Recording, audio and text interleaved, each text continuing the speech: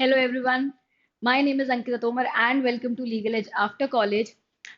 मैं कई दिनों से अपने पिछले कई सारे वीडियोस में क्लैट पीजी या एलिट पीजी देने वाले बच्चों को जो इस साल अटेम्प्ट कर रहे हैं उनको मैं ये बात रिक्वेस्ट कर रही थी कि आप लोग चाहें तो आप मुझे कुछ ऐसे टॉपिक्स भेज सकते हैं या प्रपोज कर सकते हैं जिन पर आप चाहते हैं कि हम वीडियोस बनाएं because we want to bridge the gap between you and the desired NLU. ठीक है। जो भी आप एनएलयू डिजायर कर रहे हैं हम चाहते हैं कि आप वहां तक पहुंच जाएं and to bridge the gap between you and your dream. I had requested कि आपको जो भी टॉपिक्स क्लियर नहीं हो रहे हैं, जो भी टॉपिक आपको लग रहा है कि क्या ये इंपॉर्टेंट है, क्या ये इंपॉर्टेंट नहीं है, क्या इनके ऊपर कुछ कंटेंट आ सकता है, एग्जाम में क्वेश्चन बन सकता है, या आपको सिर्फ उसके ऊपर कंसेप्चुअल क्लैरिटी ही चाहिए, तो आप हमें बोल सकते हैं। The institute will come up with such videos. So few students have made certain request, बहुत सारे रिक्वेस्ट हैं जो इंटरनेशनल लॉ में से आए हैं, मुझे maximum. So one of those topics is BRICS.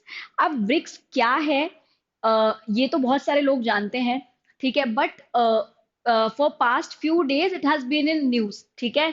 जैसे जैसे हमारा चंद्रयान न्यूज में था, वैसे ही ब्रिक्स भी न्यूज था and you can say in the parallel timeline आपका जो ब्रिक्स है वो न्यूज में चल रहा था। क्यों न्यूज में चल रहा था वो आज के हमारे वीडियो का मेन टॉपिक रहने वाला है। तो आज हम ब्रिक्स के बारे में देख लेते हैं क्योंकि बहुत चांसेस है कि रिसेंटली डिस्कशन में है, रिसेंटली अभी ये न्यूज में रहा है, तो इसके ऊपर शायद कोई क्वेश्चन आपके इंटरनेशनल लॉ में क्लैट पीजी के एग्जामिनेशन में फ्रेम हो जाए। ठीक है। So we'll start with what is BRICS.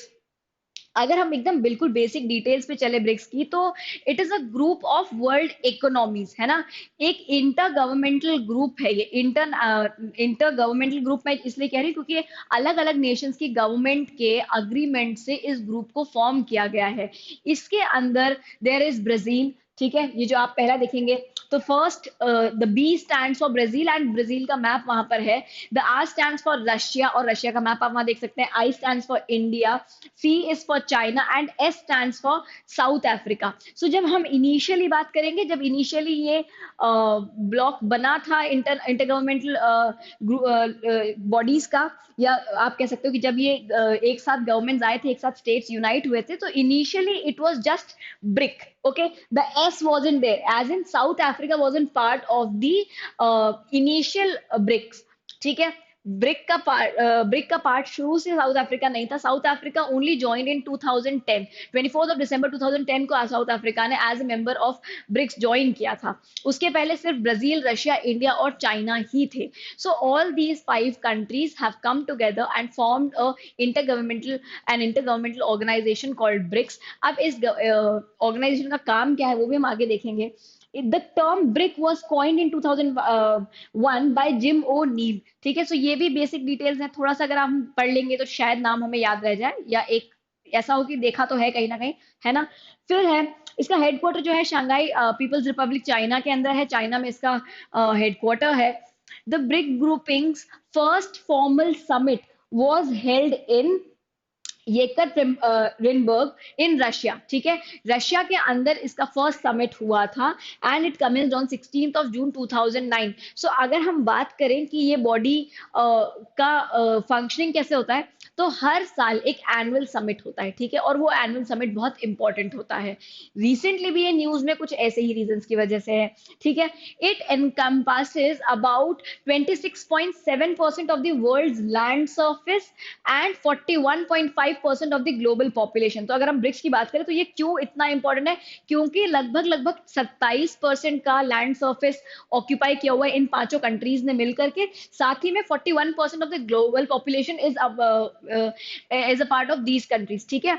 सो इतना बड़ा पॉपुलेशन और इतना बड़ा लैंडस्केप अगर आप होल्ड करें तो you will always stand important in the international community. The BRICS was originally identified for the purpose of highlighting investment opportunities. ठीक है। तो अगर हम बात करें जो पहला ही टर्म यूज है ग्रुप ऑफ वर्ल्ड इकोनॉमीज, तो वर्ल्ड इकोनॉमीज हमने ज्यादा इसलिए यहाँ पर यूज किया है, या उसके ऊपर ज्यादा हमने एक तरीके से ध्यान दिया है, क्योंकि यहाँ पर इन्वेस्टमेंट अपॉर्चुनिटीज प्रोवाइड करना ही इस पूरे इंटर गवर्नमेंटल ऑर्गेनाइजेशन का ऑब्जेक्टिव था। ठीक है। सो अगर हम बात करें कि ब्रिक्स क्यों फॉर्म किया गया, क्यों कंस्टिट्यूट किया गया, सो द प्राइमर फेसी और the most important reason behind it was to provide economic opportunities, ठीक है, वेल्थ क्रिएशन के, इन्वेस्टमेंट क्रिएशन के, असेट क्रिएशन के अपॉर्चुनिटीज प्रोवाइड करना इस पूरे के पूरे ऑर्गेनाइजेशन का काम था।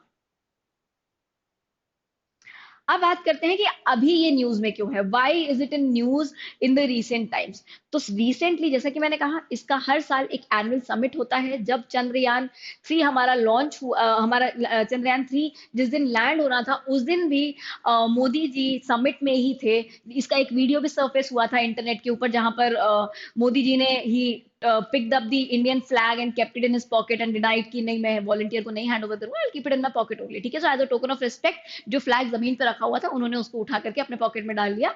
एंड उन्होंने वॉलंटियर को भी वो रिटर्न करने से मना कर दिया, ठीक है। So which was very much praised by the general public.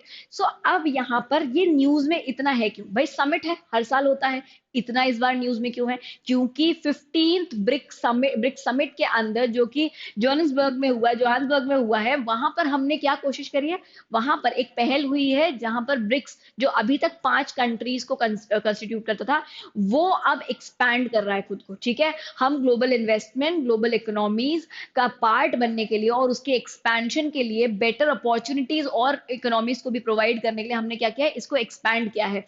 It took the membership of the grouping from 5 to 11, यानी कि 6 और कंट्रीज को यहाँ पर इस ग्रुप में ऐड किया गया है।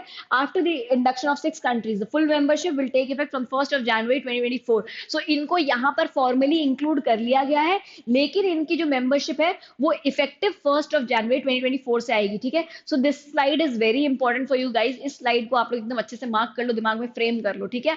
कौन कौन सी कंट्रीज है? There is Egypt, Iran, Saudi Arabia, UAE, उसके बाद में है आपका इथोपिया और है अर्जेंटीना, ठीक है।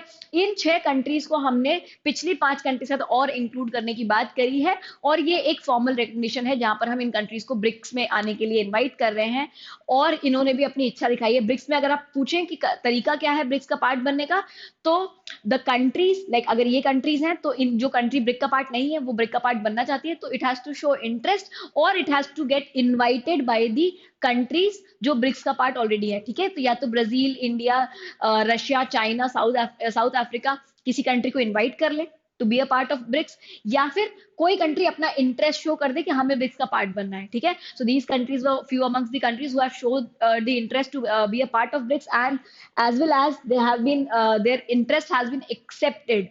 तो इन कंट्रीज को अब क्या करा जाएगा, ब्रिक्स का जो जो ब्रिक्स है उसको एक्सपैंड करके, उसकी मेंबरशिप को एक्सपैंड करके अब वो 11 मेंबर्स की हो जाएगी, और इन 6 कंट्रीज को उसमें हम इंक्लूड कर ले रहे हैं।